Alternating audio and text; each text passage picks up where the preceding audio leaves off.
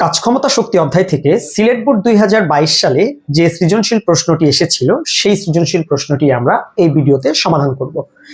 তাহলে দেখো, প্রশ্নে বলেছিল প্রতিটি 0.125 মিটার কিউব আয়তনের এবং 250 কেজি ভরের 4টি ব্লককে পরপর সাজিয়ে স্তম্ভ তৈরি করা হলো। তাহলে 4টা ব্লকের কথা বলা আছে এবং প্রতিটি ব্লকের আয়তন দেওয়া আছে 0.125 মিটার কিউব এবং প্রত্যেকটা ব্লকের ভর বলা আছে 250 কেজি। এই সৃজনশীলের ঘ নাম্বারটা করতে গেলে একটু আমরা প্রায়শই সমস্যা ফেস করি। দেখো, প্রথমে বলেছে, উদ্দীপকে বলেছে পরপর সাজিয়ে স্তম্ভ তৈরি করা হলো। তাহলে দেখো তো বিষয়টা কি বলতে চাচ্ছে। ধরো আমাদের কাছে এরকম 4টা ব্লক আছে, আমি যেভাবে করিয়ে দিচ্ছি ম্যাথটা, গাইড বইতে অন্যভাবে করা আছে, করলে করতে পারো, আমার মতো করলে করতে পারো। এরকম ভাবে আমার কাছে মনে হয় এইভাবে করলে সহজ আছে। 4টা ব্লক, 1 2 3 আর এই হচ্ছে 4, যদিও সমান হলো না, ধরে নাও আর কি। এই প্রত্যেকটার আয়তন দেওয়া আছে, এই প্রত্যেকটার আয়তন দেওয়া আছে 0.125 মিটার কিউব। তাহলে আমরা কি এই বাহুর দৈর্ঘ্যটা বের করে নিতে পারি না, যে এই বাহুর দৈর্ঘ্যটা কত? তাহলে ঘনকের, যেহেতু এগুলো ঘনাকৃতির, তাহলে এগুলোর আয়তনের সূত্র কি? বাহুর দৈর্ঘ্যের কিউব ইকুয়াল টু 0.125। তাহলে সুতরাং এ ইকুয়াল টু আসতেছে তাহলে কত? 0.5 মিটার। 0.5 মিটার। তাহলে এই যে বাহুর দৈর্ঘ্য, এই ব্লকের, এই এক একটা ব্লকের বাহুর দৈর্ঘ্য হচ্ছে 0.5 মিটার করে। Sorry to say 0.5 meter. 0.5 meter. তাহলে আমাদের কাছে যে 4টা ব্লক দেওয়া ছিল, এই প্রত্যেকটা ব্লকের আয়তন ছিল 0.125 মিটার কিউব। সেখান থেকে আমরা ক্যালকুলেট করে বের করে নিলাম যে প্রত্যেকটা ব্লকের বাহুর দৈর্ঘ্য হচ্ছে 0.5 মিটার। এবার আমি এভাবে একটু দাগ টেনে নিলাম, এই হচ্ছে ভরকেন্দ্রের লাইন। তাহলে এই ব্লকের এই হচ্ছে ভরকেন্দ্র, ভরকেন্দ্র, ভরকেন্দ্র, ভরকেন্দ্র। এবার খেয়াল করো, এটা প্রথম ব্লক, এটা দ্বিতীয় ব্লক, এটা তৃতীয় ব্লক, এটা চতুর্থ ব্লক। এই প্রত্যেকটা ব্লকের ভর আবার আমাদের কাছে বলা আছে 250 কেজি।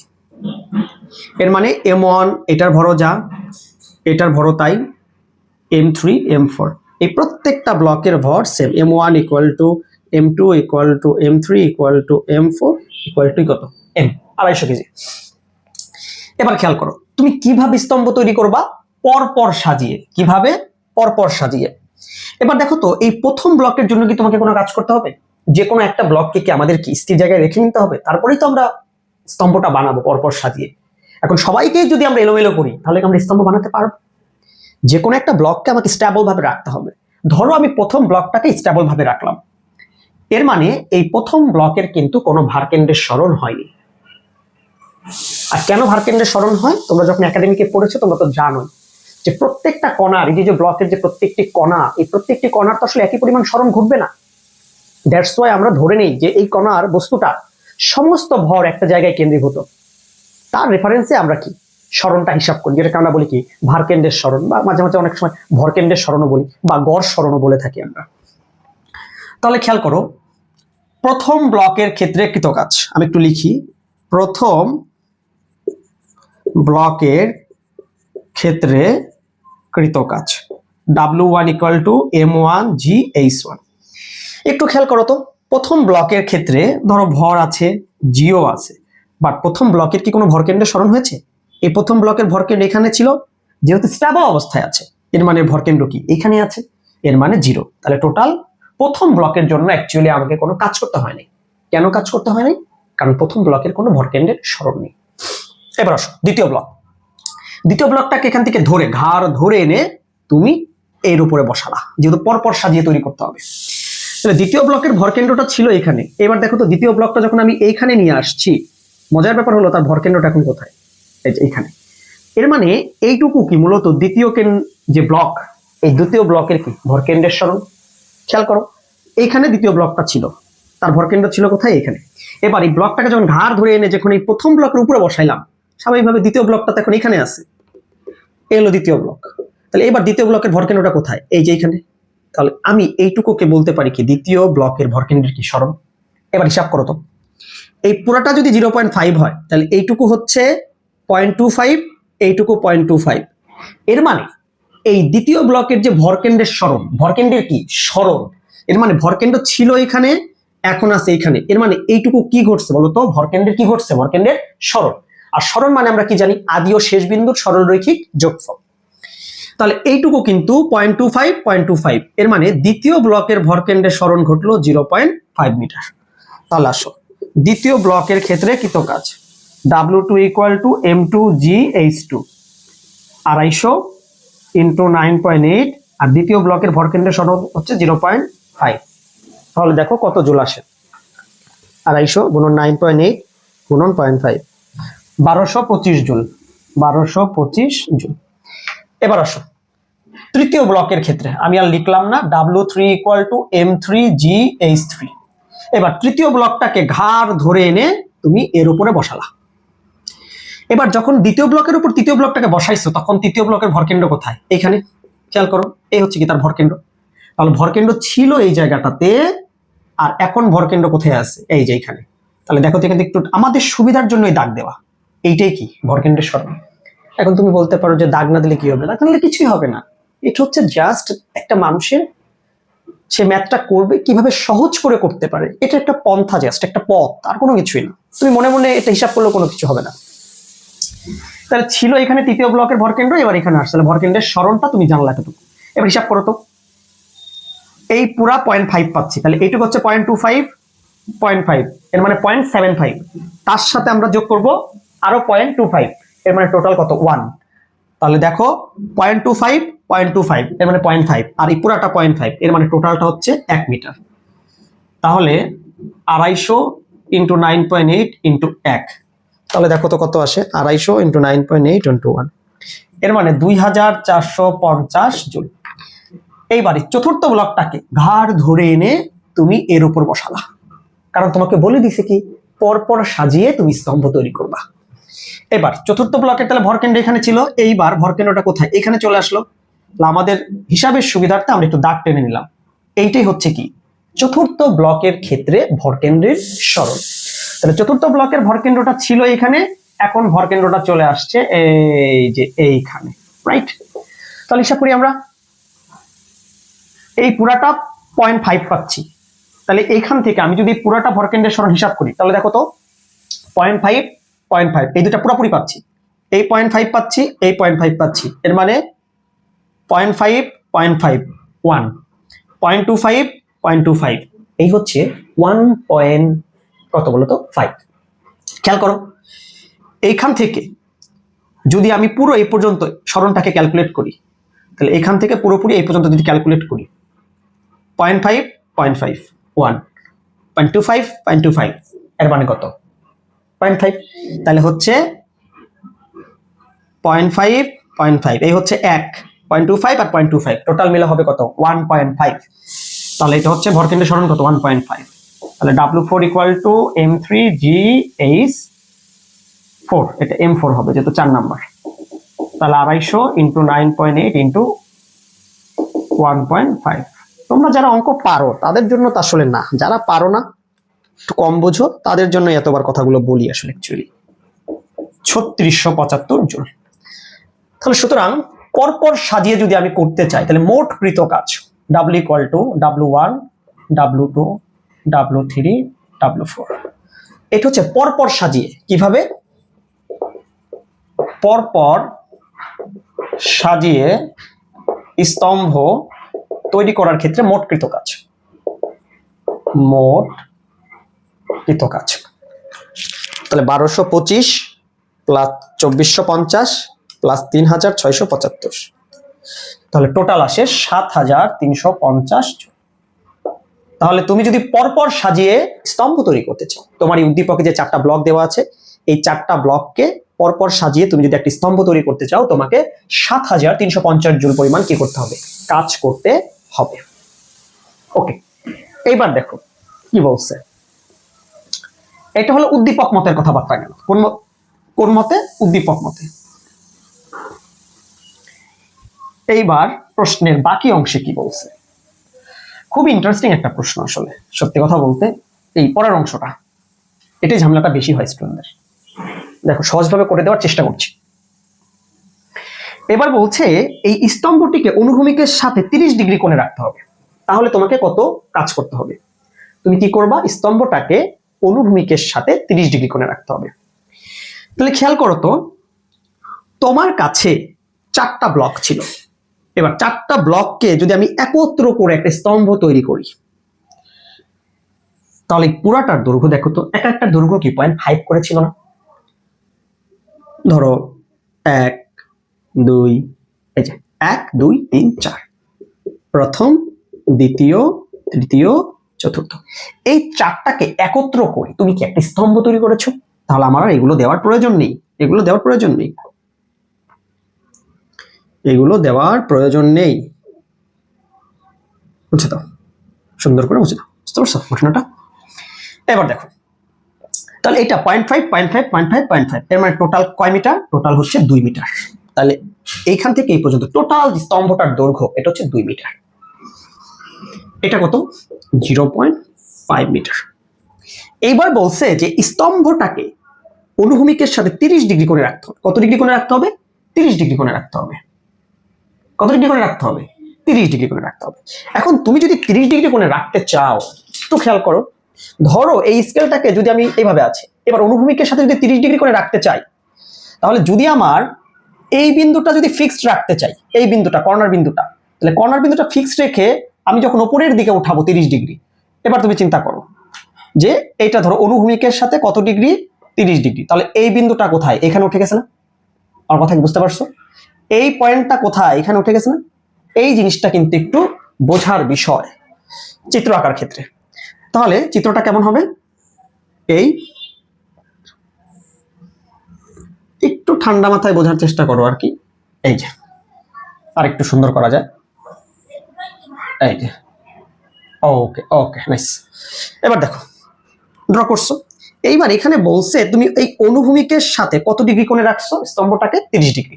তাহলে ছিল এরকম, এবার অনুভূমিকের সাথে যখন আমি 30 ডিগ্রি কোণে রাখবো, তখন অ্যাকচুয়ালি কি পরিমাণ আমাকে কাজ করতে হয়েছে, এইটাই আসলে অ্যাকচুয়ালি আমাকে বের করতে বলছে।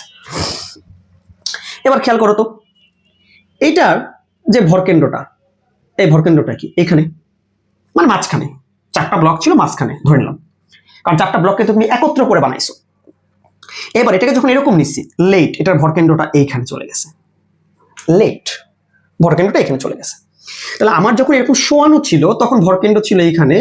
যখন এটাকে আমি অনুভূমিকের সাথে 30 ডিগ্রি করে হেলাইছি, কত ডিগ্রি করে? 30 ডিগ্রি, তখন লেট তার ভরকেন্দ্রটা এইখানে। তাহলে এইটুকুকে আমি কি বলতে পারি? ভরকেন্দ্রের সরণ। এইটুকু আমি কি বলতে পারি? ভরকেন্দ্রের সরণ। এবার এটা কিন্তু মিডল পয়েন্ট। তাহলে এখান থেকে আমাদের সুবিধার জন্য একটু দাগ দিয়ে নিই, এই যে ওকে। এবার এখান থেকে একটু দাগাঙ্কিত করে নিই। দাগ দিতে তোর অসুবিধা নাই, আমার দরকার ম্যাথ হইতে হবে, রাইট? এবার কি করি? একটু এটাকে বর্ধিত করি আর এটাকে একটু বর্ধিত করি। এখন তুমি বলতে পারো কেন বর্ধিত করবো? হিসাবের সুবিধার্থে, হিসাবের সুবিধার্থে একটু বর্ধিত করবো। কারণ তোমরা তখন রিভিশন দিচ্ছ, তোমরা তখন রিভিশন ব্যাচ, তোমরা তো আর এমন না যে তোমরা এখন ফার্স্ট ইয়ারে পড়ো যে তোমাদের আরো বেশি ডিপে বুঝতে হবে, সেই সময়টা পার করে আসছো। তবে যারা ফার্স্ট ইয়ারে আছো তাদের জন্য আমি যথেষ্ট রিসোর্স এখানে দিয়ে দিচ্ছি যাতে তোমরা বুঝতে পারো। এবার খেয়াল করো, এইটা যদি 30 ডিগ্রি হয়, তাহলে এই কোণটাও কত ডিগ্রি? 30 ডিগ্রি। এইটুকু তুমি বলতেই পারো অনুরূপ কোণ। এই কোণটা যদি 30 ডিগ্রি হয়, তাহলে এই কোণটাও কত? অনুরূপ কোণ হিসেবে কত ডিগ্রি? 30 ডিগ্রি। এবার আমি একটু নামকরণ দিব। ধরো এটা এ, এটা বি, এটা সি, ওকে, এটা ডি, এটা ই, এখান থেকে পুরোটা টানি, এটা এফ, এটা কত? এফ। আর কোনো নামকরণ দেওয়ার দরকার আছে? লাগলে দিব। এবার প্রথম কথা টার্গেট সেট করো। ভিডিও হচ্ছে?